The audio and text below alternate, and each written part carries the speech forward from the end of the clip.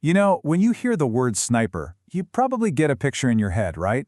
A lone wolf, hiding somewhere, waiting for that one perfect shot. But that Hollywood image, it really only scratches the surface.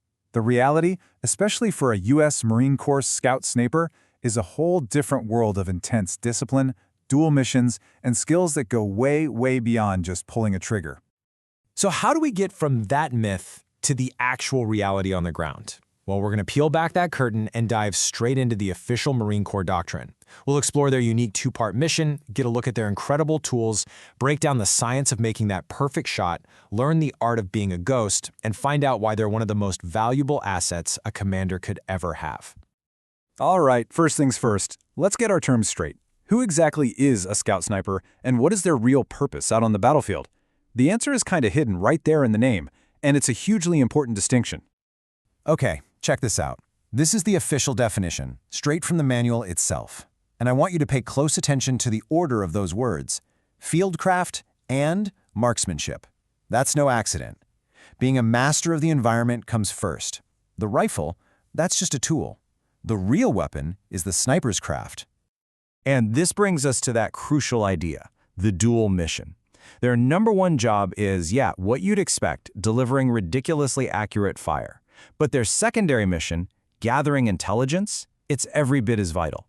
They are literally the eyes and ears of their commander, operating deep in places nobody else can get to. And that fire isn't just random. They go after selected targets. I mean, think about the impact. You take out an enemy officer, a key NCO, a machine gun team, or their radio operator, you can completely cripple their ability to fight. It's surgical. It's about causing the absolute maximum disruption with one single, perfectly placed shot. So who gets picked for this job?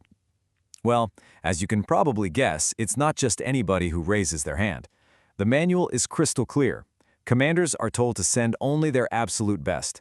We're talking top-tier physical fitness, expert-level marksmanship before they even start, and just as important, high intelligence and unshakable emotional stability. This is no place for quota fillers. Okay, so you've got the person, the elite of the elite. But even the best artist needs a great brush, right? Let's check out the tools of the trade, the weapons system that makes it possible to reach out and touch a target from over half a mile away. And here it is, the M40A1. Now, this isn't your standard semi-automatic rifle. It is a bolt action. That means for every single shot, you're manually cycling the next round. Why? Because that simple, robust design means one thing: unbelievable accuracy. It's heavy, sure, but that weight makes it a rock-solid platform. It's built for one job and one job only: precision. And sitting on top is this beast, the unearled 10-power scope. The magnification is fixed, which might sound like a downside, but it actually makes it way more durable since there are fewer moving parts to break. The lenses are amazing. They suck in over 90% of the available light. And that special reticle with all the little dots, that's not just for aiming. It's a ruler, a tool they use to calculate the exact distance to a target. Okay, let's get a little technical for a second, because this is one of those things that separates the pros from the amateurs. It's a concept called parallax. You can try it yourself. Hold your finger out in front of you and then look at it, closing one eye, then the other. See how your finger seems to jump back and forth against the background? Well, a similar thing can happen inside a scope.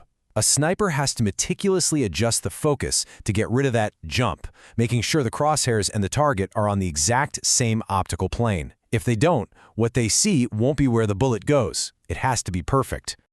And finally, the bullet itself, because not all ammo is created equal. Snipers get issued M118 match-grade ammunition. It's a heavier, slightly slower bullet. But, and here's the kicker, it's manufactured to incredibly high tolerances for consistency. Every single round is almost identical to the last. You see the theme here, right? Every single part of this system, the marine, the rifle, the scope, the ammo, is optimized for absolute precision. All right, so we've got the person and we've got the tool. But that's just the starting line. The magic happens when you bring them together through some of the most intense training you can imagine. This is where the science of marksmanship becomes an art form. And that mastery is built step by step. These are the 6 pillars of their training. It all starts with the fundamentals, how to aim, how to control the trigger, but then it builds, layer on top of layer, until they're literally calculating for invisible forces of nature that can push a bullet way off course over hundreds of yards. And check out this quote, because it gets at a really cool idea called the natural point of aim. This is fascinating. It's not about muscling the rifle onto the target. It's the exact opposite. You get into position, you relax, and you let the rifle settle where your body naturally wants it to point. Then, you adjust your entire body, not the rifle, until that natural point is perfectly aligned with the target. It's all about finesse, not force. So think about everything they can control. Their breathing, their trigger pull, their body position. They can perfectly zero their rifle. They can choose the best ammo. They control almost everything. But there's one massive, unpredictable variable out on the battlefield that they have absolutely zero control over. What do you think it is? It's the wind, the #1 enemy of any long-range shooter. To deal with it, snipers use this simple but brilliant method called the clock system. They picture themselves at the center of a giant clock. A wind coming directly from their side, a 3 o'clock or 9 o'clock wind, is called a full value wind, and it's going to push the bullet the most. But a headwind or tailwind from 12 or 6 o'clock has almost no effect. It's an elegant way to solve a really complex physics problem on the fly. Okay, so we've talked a lot about the sniper part of the name. Now let's dive into the scout half of the equation. Because making a perfect shot is totally useless if the enemy sees you do it. This is where fieldcraft comes in, the art of being a ghost. Their survival is built on two simple but absolutely critical beliefs. First, assume you are always being watched. Always. Second, you move with painstaking deliberation. You stop, you melt into the background, and you just watch and listen. You plan out your next few feet of movement, and only when you are absolutely certain it's clear do you move. It is an incredibly slow, mentally draining process, but it's what keeps them alive. And here's another critical skill that has nothing to do with pulling a trigger: field sketching. A scout sniper has to be able to create a detailed panoramic drawing of their observation area. And this isn't about being an artist. It's about following these specific principles to create a functional, accurate document that can be used to log enemy activity and brief others back at command. And that whole idea of sketching what you see, that leads us perfectly into their secondary mission. That field sketch isn't just a drawing. It's a tool for a much, much larger purpose, gathering intelligence that can shape the entire outcome of a battle. Now, the manual draws a really important line between two words we tend to use interchangeably: information and intelligence. A sniper collects raw information. That's the what.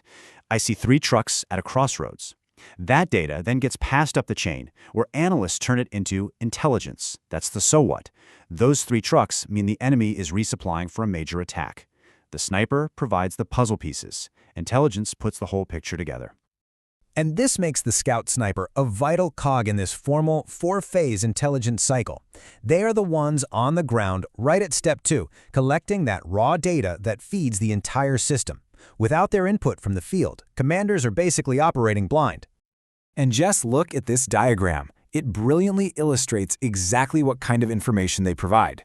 It shows everything a commander needs to know to plan a defense. Where are the enemy gathering? What are their likely routes of attack? Where are their heavy weapons? Much of this absolutely critical data can only be gathered by one person, a scout sniper, deep in territory where nobody else can go. So, this leaves us with a final thought to chew on. A single, well-placed bullet can eliminate a key enemy target. That's incredibly powerful. But a single, accurate piece of information can reveal an enemy's entire plan, prevent an ambush, and save countless friendly lives. The scout sniper wields both of these, so it really forces you to ask, which one is truly the more powerful weapon?